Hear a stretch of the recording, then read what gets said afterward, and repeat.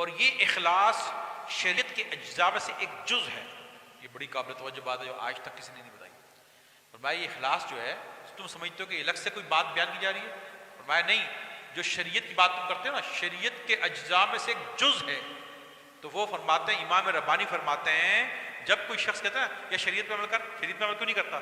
فرمایا کہ الگ سے تھوڑی بات کر رہا ہوں بھائی. شریعت کا جب لفظ کسی نے استعمال کر لیا، اس کا مطلب یہ ہوا کہ وہ کہہ رہا ہے علم، عمل اور اخلاص. شریعت کے 3 جز ہیں. امام ربانی شریعت کے کتنے جز ہیں؟ کتنے جز ہیں؟ 3.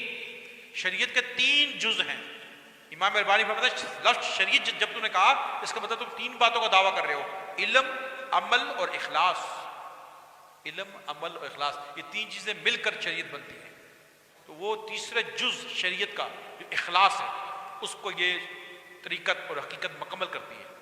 تو لہٰذا وہ کرنا پڑے گا. اگر وہ ایک جز رہ گیا، اب 3 رکشہ ہے مثال کے طور پر، ایک ٹائر ہٹا دو، مثال 3 چیزیں پر 3 رکشہ ہے، اور بھی کئی چیزیں ہو سکتی ہیں. میرے ذہن میں اس وقت رکشہ آ گیا. رکشے کے 3 ٹائر ہیں، ایک نکال دو، چل سکتا ہے؟ تو شریعت کے 3 انہوں نے جز بتا دیے. 3 تو ایک کا نکال دیا تو مکمل تو نہیں ہوئی نا. تو جب کہ شریعت مکمل اللہ کو درکار ہے. مثال کے طور پر ایک شخص نماز کے لیے جاتا ہے، نماز پڑھنا کا سارا سبق اس کو آتا ہے، سبق سارا آتا ہے. عصر کی 4 رکعت پڑھ رہا ہے، 4 رکعت فرض امام کے پیچھے اور تکبیر اولیٰ کے ساتھ، اور اس کو سارا سبق ثنا وغیرہ شرائط فرائض واجبات کے علوم بھی آتے ہیں اور پڑھنا بھی آتا ہے. یہ جو علوم آتے ہیں اس کا تو اس کو علم ہے. کیا ہے؟ زور سے بولیں، کیا ہے؟ اب جو وہ پڑھ رہا ہے یہ کیا ہے؟ زور سے بولیں، عمل ہے. شریعت کے کتنے جز ہیں؟ کون کون سے؟ اب اس 4 رکعت پڑھ رہا ہے، اس کے ساری سبق آ رہے ہیں، یہ اس کو علم ہے. اور اس کو یہ بھی پتا ہے کہ 4 رکعت ہوتی ہیں، امام کے پیچھے پڑھنی چاہیے، جماعت سے پڑھنی چاہیے، تکبیر اولیٰ کے زیادہ ثواب ہے وغیرہ وغیرہ. اب اس پر عمل کر رہا ہے، 2 جز مکمل ہو گئے. لیکن یہ سب اس لیے کر رہا ہے کہ تاکہ لوگوں کو پتہ لگے کہ میں نمازی ہوں.